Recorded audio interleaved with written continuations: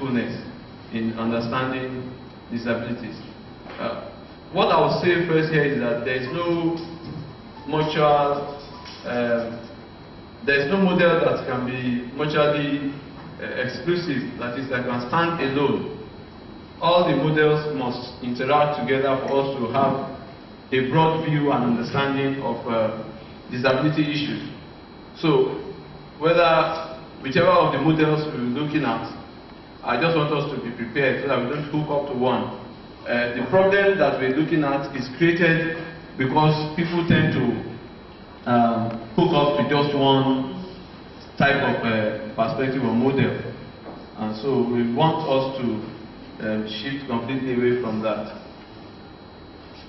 Well, I'll start by saying that we know that disabilities can be caused by various situations.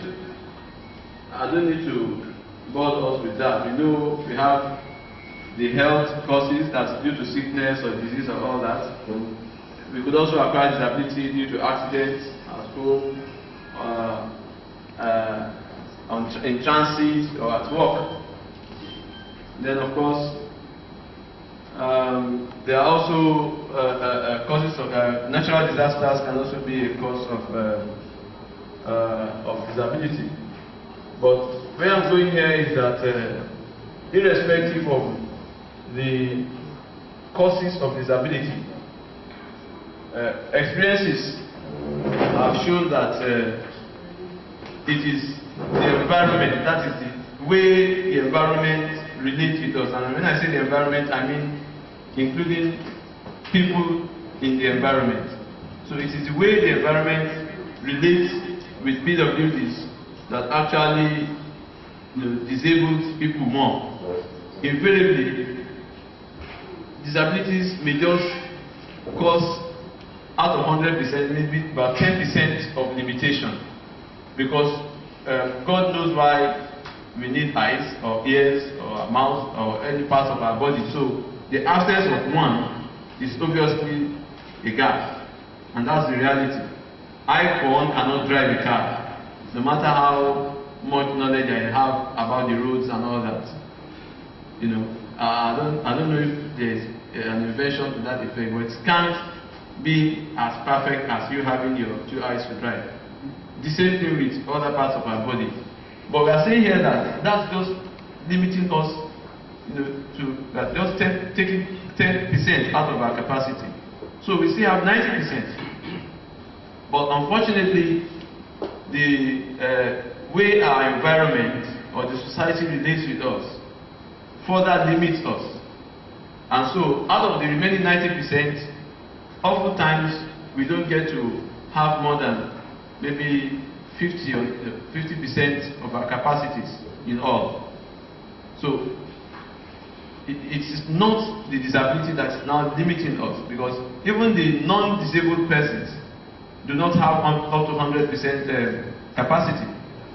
So there is no one that has 100%. Research has shown that variously. So every one of us have some limitations. Albeit it could just be for a non-disabled person or a person that has not been medically certified to be disabled. It could just be maybe 98%. For the very high-performing people, as exceptional ones. But that 2% is still there, or 3% or 5% is still there. However, for PWDs, 90% is not bad.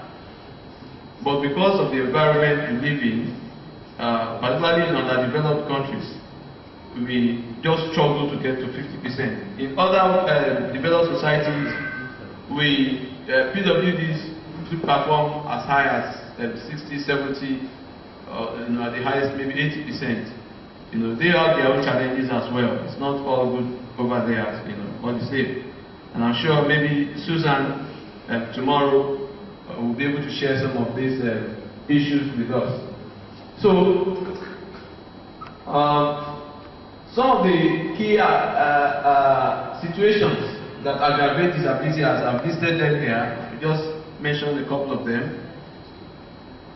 Well, we talked about the discriminatory employment policies.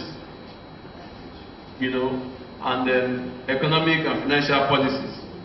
I put this first because a lot of the time, when we talk about access to health, access to other social services, it is because PWDs lack economic or financial empowerment.